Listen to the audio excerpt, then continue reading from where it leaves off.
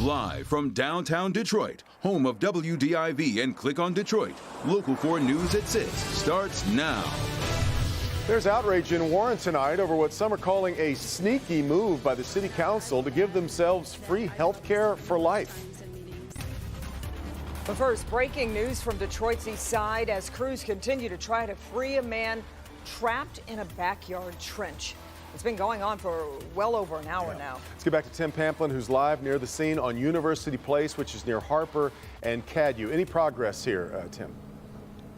Well, Devin, what I can tell you right now, it's been going on for a couple of hours now, and the concern is mounting for the man who's stuck down in this trench. As we zoom in here, you'll see the ladder unit dropping ropes down. Let's go upstairs to Sky 4, get a clearer shot of what's going on back there. Rather a confined space. You've got a broken down car, a ladder truck, and all these workmen all these firefighters trying to shore up the earth around this trench.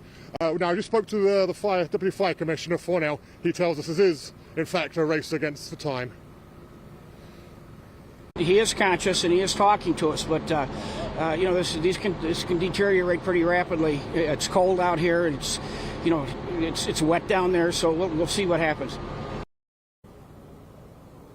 Yeah, everybody's working around the clock over there in the back of that home. Back up to Sky 4 there, you see them working away, trying to shore it up. Now, if you come back to the ground here, back down to my camera, as I spin around here, you'll see they've set up this tent. Temperatures are dropping out here. This is for firefighters and medics. They're obviously down in that hole with this victim, trying to secure him, get him out alive. But they need to get warmed up. That's a warming tent for them. We'll stay on the scene, have updates as this story develops. That's the scene on the east side. Tim Pamplin, Local 4.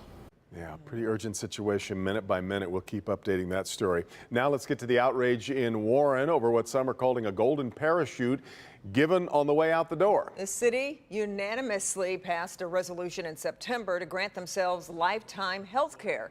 6 of the 7 on council are not coming back, including 4 who were term limited following a Michigan Supreme Court decision. Jason Colthorpe has been talking to everyone involved today, and it's clear this is getting swift action. Absolutely, guys. The story, which broke in the Macomb Daily Sunday, has gotten immediate reaction today from Mayor Jim Fouts, the new council president, Pat Green, and some of those outgoing council members who now say they didn't realize what they were voting for, and if they had, they would have voted no. If you work for the city of Warren for at least 25 years, you and your family get free lifetime health insurance. But a recent city council resolution changed that to employees who work just 8 years and would be retroactive to include all past employees. With this affecting thousands of people and having a great financial impact on the city, you might think that there would be some lengthy discussion about this when it was introduced at the meeting on September 10th. Well, you'd be wrong. Consideration adoption of a resolution approving the continuation of health insurance coverages. The resolution was read and passed in less than 30 seconds. So moved to approve with amendment. Motion by Bacamino, support by Stevens. Is there discussion? This was done to the best of our ability, I think, at the time. I don't believe anything was done to sneak it through. Now, former council secretary Robert Bacamino says this vote was fast because it was just a first step in the process. But he does think council members who are term limited should have a chance at free lifetime health care. There's no way a council person could ever get 25 years under this new plan. So I think it's a normal, fair question to ask at September 10th meeting. Could there have been more discussion? Sure. But at the time, it wasn't guaranteeing us lifetime health insurance or any insurance. All it is asking the city to crunch the numbers, do the research. I am clearly outraged and angry about what took place. Mayor Jim Fouts showed us paperwork that the council submitted the measure to his office at 5:50 p.m. September 13th, after business hours, nullifying any chance of his veto. The bottom line is this is unconscionable, unthinkable beyond my wildest imagination that they would come up with something like this. It will not be implemented. I guarantee that. We are adjourned.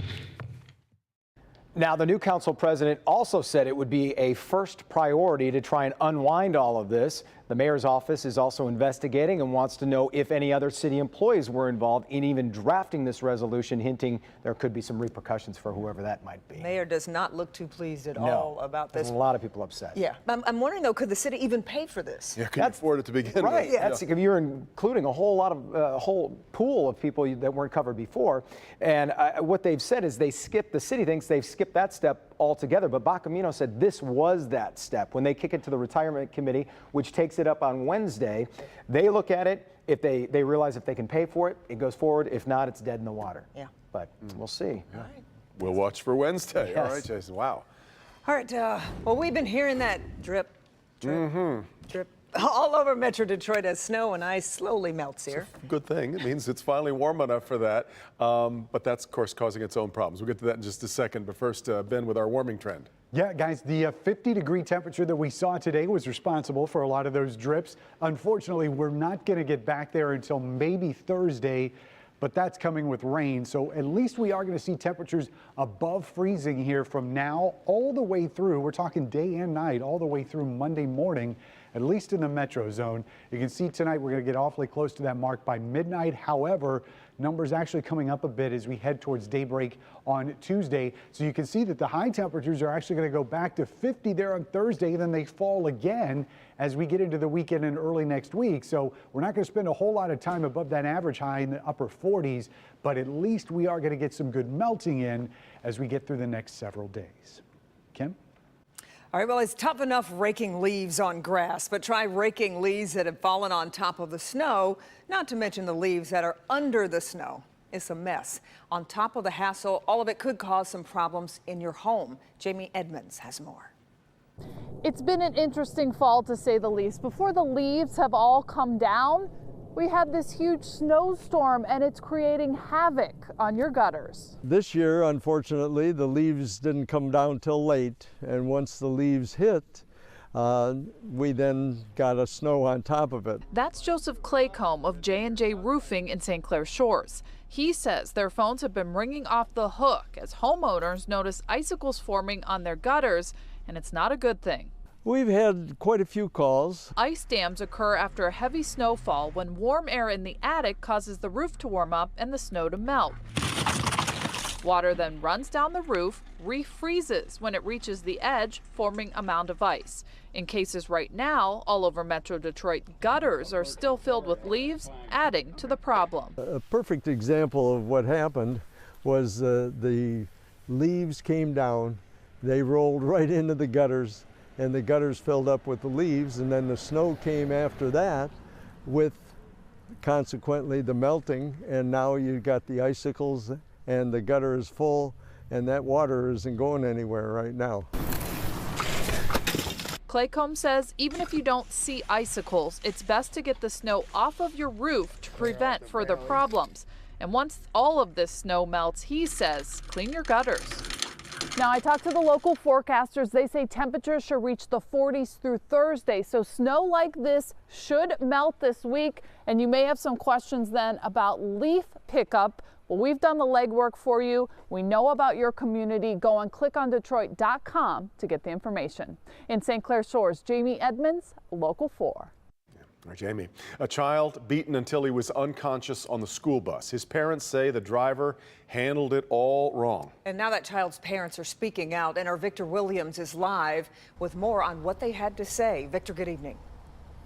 Good evening, Devin and Kimberly. When you put your kids on the bus in the morning, you expect them to return to you just fine. But that didn't happen for one father and his 15-year-old son at Lincoln High.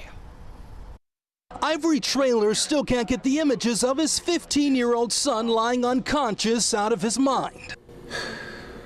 Man, that's one of the hardest things to talk about. I mean, he didn't even know who I was. He didn't know who his mom was. The Lincoln High sophomore was allegedly knocked out cold by a 17-year-old senior while on the way to school, and his little sister watched the entire thing taking place. Concussion type injuries, brain, that's yet to be determined, but it's severe head trauma.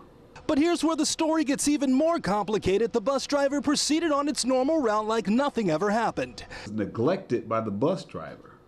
That's what's so egregious.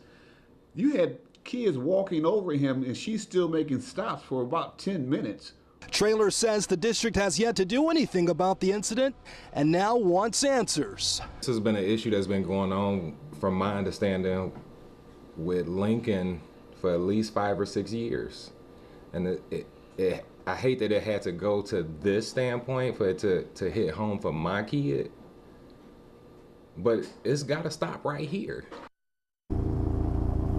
Now, the district did release a letter online informing parents of what happened, but at this point it is unclear whether the student or the bus driver received any type of disciplinary action whatsoever. Reporting live out here, Victor Williams, Local 4. Unbelievable. Okay, Victor, thanks.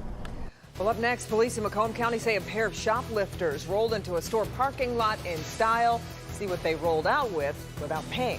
That's next.